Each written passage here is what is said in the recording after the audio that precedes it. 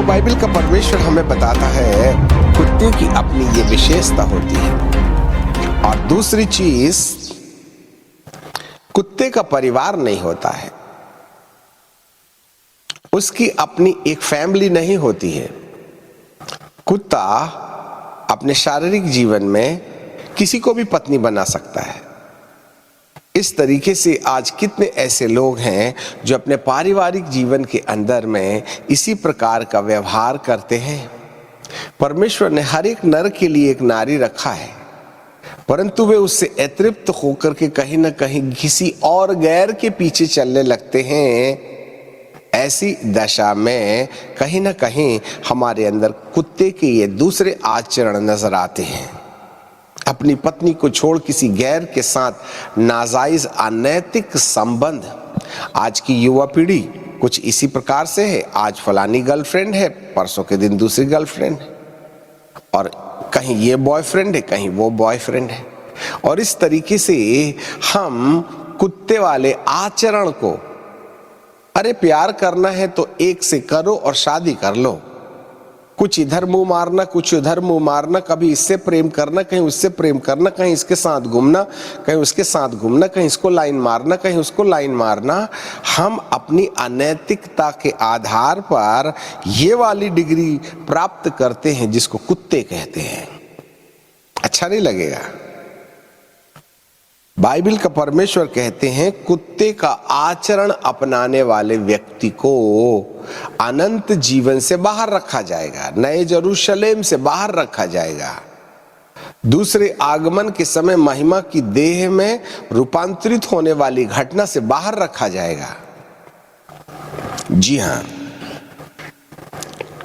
सो हमें इस आचरण के ऊपर काबू पाना है। इसके लिए परमेश्वर हमारे साथ है। जो भी आप प्रभु के पीछे चलने का निश्चय करते हैं, तो जैसे प्रभु जी ने कहा है, हल पर हाथ रखने के वक्त पीछे पलट करके नहीं देखना, नहीं तो लूत की पत्नी को याद रखना। कितने हैं जो बड़े बड़े वायदे करते हैं प्रभु के साथ चलने का, परंतु रास्ते में भटक जाते हैं।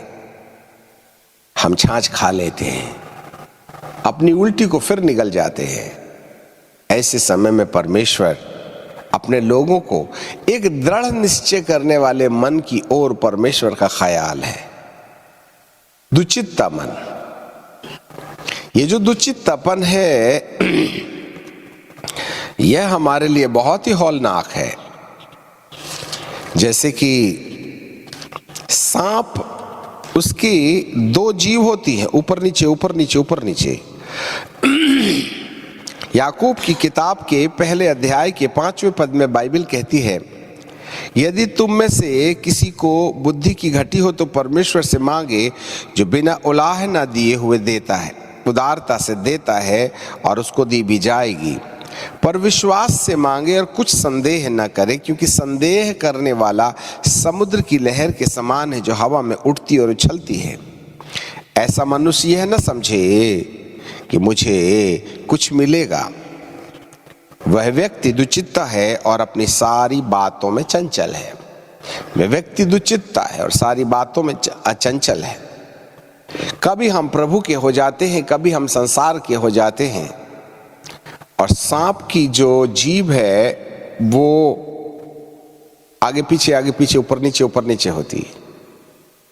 यही है वॉमिटिंग, छाछ को खाना। कभी प्रभु तो कभी शैतान, तो कभी प्रभु तो कभी शैतान, तो एक हफ्ता प्रभु के साथ रहे, बाकी दिन शैतान के साथ रहे। ये जो दोहरा जीवन है, ये सांप सिरोली का जीवन है, सर्फ का जीवन है, जिसको परमेश्वर ने शैतान के रूप में माना है। कभी विश्वासी हैं, कभी अविश्वासी हैं। जो विश्वास और अविश्वास दोनों की डगर पर अपना पैर रखे रहता है, वह उस मनुष्य के समान है जो समुद्र की लहर की तरह अपने विश्वास को भटकाता है। ऐसा मनुष्य यह न समझे कि परमेश्वर की ओर से उसे कुछ मिलेगा, क्योंकि वह दुचित्ता है। इसलिए कुत्ते के आचरण में जो बातें पाई जाती हैं, उसके पीछे जो रहस्य यदि मनुष्य इन जीवनों को अनुसरित करे, तो बाइबल का प्रभु कहता है ऐसे लोगों को प्रभु बाहर रखेंगे। इसलिए कॉन्क्रीट फेथ, एक बार प्रभु के पीछे चल पड़े तो उसके ही साथ रहना है। एक बार प्रभु को जीवन दे दिया तो उसके लिए ही जीना मरना है, और इसमें कोई उतार चढ़ाव होना नहीं चाहिएगा, अन्यथा समस्या बन सकती है। एंड देन फिर बाइबल कहती है कि टोनहा, टोने का मतलब होता है टोना टोटका। परमेश्वर की परमेश्वरत्वता को पहचाने बिना, परमेश्वर अर्थात पवित्र आत्मा, ये टोना जो है बाइबल में लिखा है निर्गमन की किताब के 20वें अध्याय में कि परमेश्वर पहली आज्ञा देते हैं कि मुझको छोड़कर तू किसी दूसरे को ईश्वर करके न मानना। परमेश्वर को परमेश्वर के रूप में नहीं देखकर सृष्टि को परमेश्वर की उपमा देना। सृष्टि और सृष्टिकर्ता में अंतर है।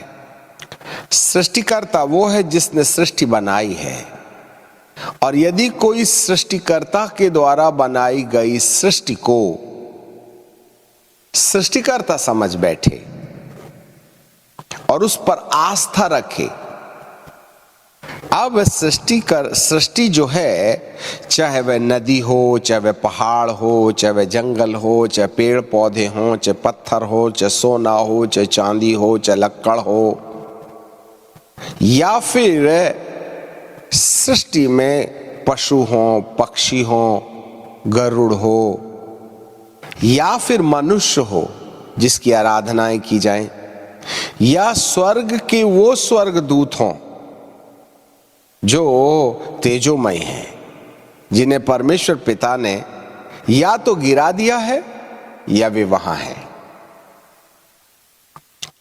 भारी मात्रा में जिन लोगों ने लूसीफर के साथ, मुख्य स्वर्गदूत के साथ घमंड के संपर्क में जाकर ईश्वर की आराधना करने के बजाय खुद की आराधना पसंद किया, ऐसे लोगों को परमेश्वर पिता ने वहां से अलग किया, दूसरे तीसरे आसमान से नीचे गिरा दिया।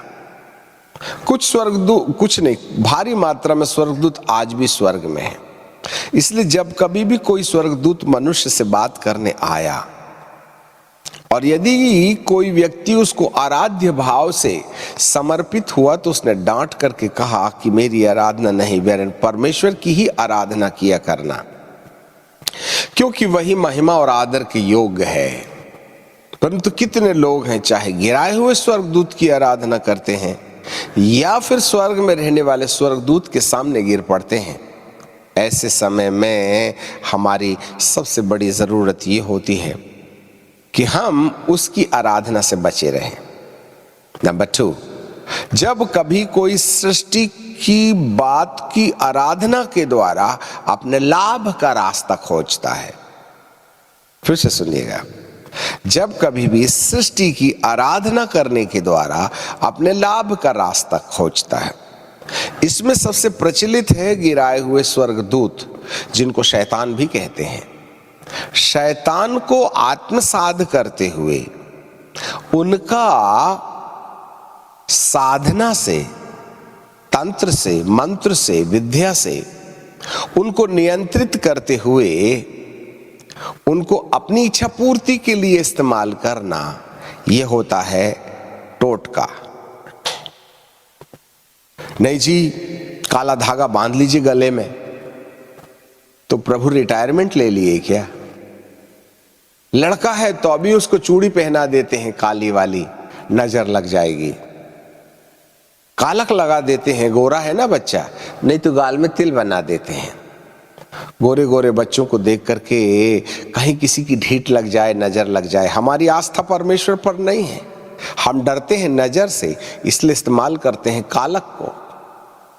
जितने भी डोरे धागे बनाए जाते हैं, बांधे जाते हैं, उसके पीछे टोटका है। जी हाँ, आज शनिवार है, लोहा नहीं खरीदते, शनिदेव आ जाएंगे, तो परमेश्वर गए क्या?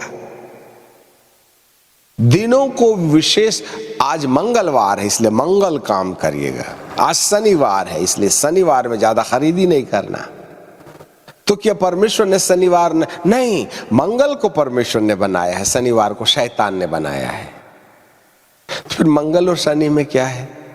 ये दिनों की शुभ और अशुभ आज मसीह समुदाय नहीं सर, मंगल को और बुधवार को जो है ना, वेडनेसडे को मैरिज होना चाहिए, सैटरडे को नहीं होना चाहिए, ऑफ डे है।